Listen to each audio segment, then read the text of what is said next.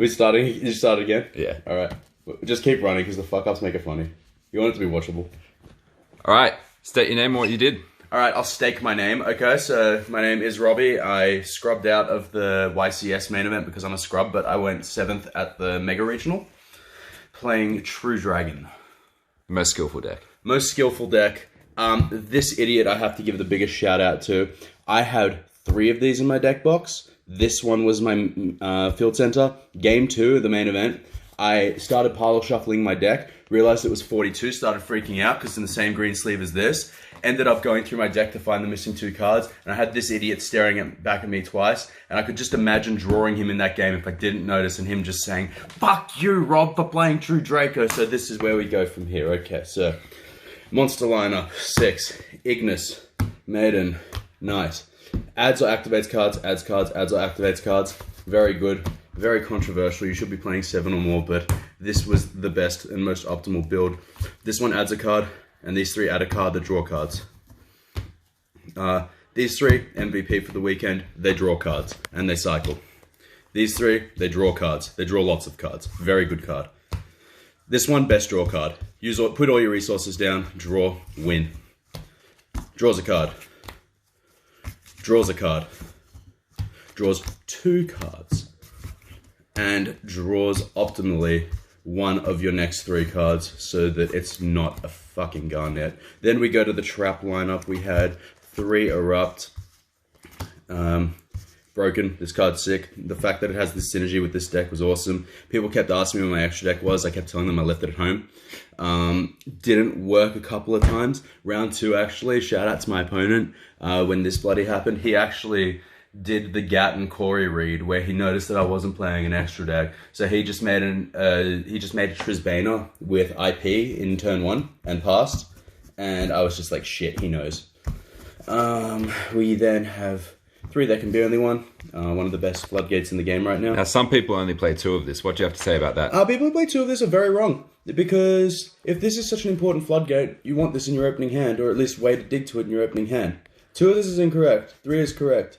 This deck was adjusted. Huge shout out to Benny Mans, by the way, actually. This is for the most part his build, actually, and it actually is quite frustrating that I wasn't able to get him next to me with this deck profile, because he helped me a lot with it. We worked really closely on it, and I was originally playing Summon Limit with 2 of these and 2 of these, and Inspector Border in the deck. Inspector Border just loses to Striker Orcust. They just afterburner it or Widow Anchor it with Engage, carry on with their day. It's not as impactful as you want. I also, I had a game against Jesse Cotton as well at the regionals prior to the event the week before. Game 1 I took off him because he just bricked. Game 2 he destroyed me. And game 3 I really felt like I was in the box seat because I was going first, and this is the best going first deck. Unfortunately I drew 3 Inspector Board. I was like, sorry buddy, not for this event. The traps, best one. This one's okay. This should be at 1, this should be at 3. This is the best trap. This card is meh. I played this without this card for 3 months. I played just 3 of these. You have to play 3. It's insane. Occasionally you can side out 1 if you need to, but if you don't need to, it's better. And then we play 3 of the one-ofs, which you always see at least 1 of if you've drawn a fantastic hand. See 1 of the one-ofs? Yeah. This one's whatever. I sided out a lot. Some people might call me wrong for that, just because I put in things like Judgment and stuff. You'll see it in the side in a moment. This card, every time I resolved it, I won. And this card, every time I resolved it, I won. This here, Soul Drain, is currently the best Floodgate, or Imperial Order. It's one of these 2 for the current format for sure, in terms of one-ofs. Alright, and then the extra? So the extra deck, I have 1 Full Art Shaman. Because you like to draw more cards. This one, when you place it on the bench, draws up until you have 5 cards. Broken. Have field centers. And I had my missing gnome, which brought me excellent luck. Shout out to James Gould, who makes these. If you ever need a token or field center made, check out James Gould, have a chat with him. Great guy. For the side deck, we had the 3 Judgments. You put this in the side instead of main. It's super conflicting, but there's not enough space in here. As Benny said, you want traps that are reactive going first or second. Things like Erupt are amazing going second as well, and same as there can be only one. This card, not so much, because they can just kill you with what they've got. So This is to out the side cards. The deck can do what it needs to do naturally as it is. It's really good at it. We had the 3 Imperial Iron Walls. This card, every time I resolved it, I won as well, because it was always Striker Orcust. Fun fact, I versed Back Row Stun and Nathan Kronk. He kept summoning Banisher of Radiance, so I sided this in thinking, oh, I'm going to be so smart. And then I also sided in my Cosmic Cyclones, because I'm a fucking idiot. Which brings me to the Cosmic Cyclones. Very good card. Another very, very strong removal in this current format.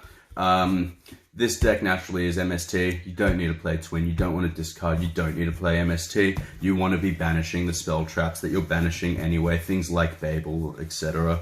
Even hitting a Crescendo is fun because they usually have to activate it. We had 3 Dark Ruler No Mores. Again, round 3 of the regionals, I versed Heroes. I potted Duality into this because he had Dark Lore and Dystopia out and proceeded to just go from there. And last card, which I sided in very minimally, was System Down, but I'd rather have it in there than not.